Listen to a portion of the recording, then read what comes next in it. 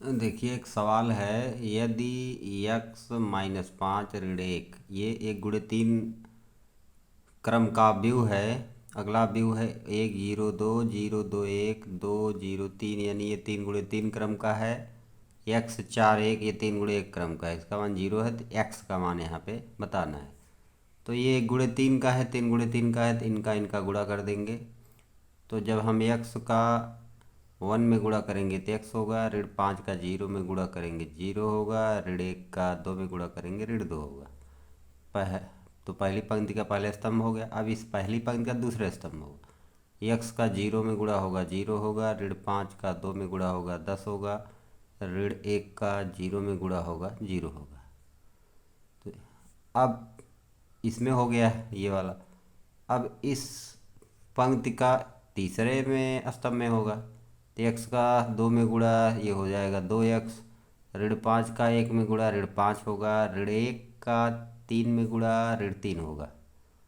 तो अब यक्स चार एक, ये तीन गुणे एक क्रम का व्यू है। अब इसका और इसका गुणनफल इतना हो गया जो है।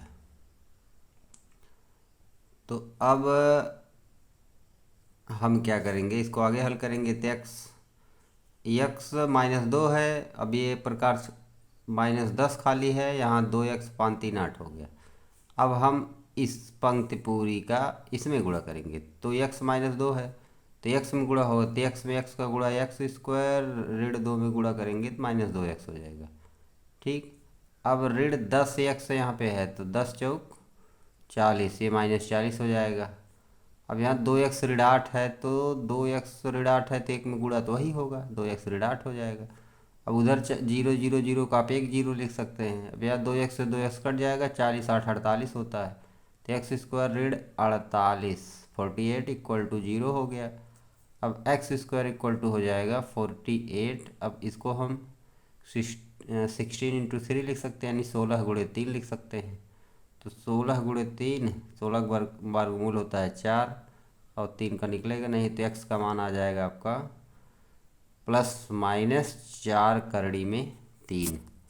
तो ये आपका सलूशन है जो है, एक मॉडल पेपर का प्रश्न है,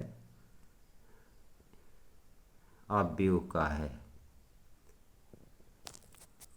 तो कैसे किया गया, पहले अवयव का इसमें, दूसरे का इसमें, तीसरे का इसमें, तो ये आया। फिर इसी का जो है इसमें भी किया गया है, यक्स का जीरो में, ऋण पाँच का दो में, ऋण एक का जीरो में, तो ये आया। फिर इसी का यक्स में, ठीक ना, यक्स का दो में, ऋण पाँच का एक में, ऋण एक का तीन में, इस तरह से। तो ये आपका आ गया। बाकी यक्स चार एक है, फिर इसके बाद एक बार फिर पंक्ति गुणे स्तंभ करके ऐसा करके इस तरह से आ जाएगा।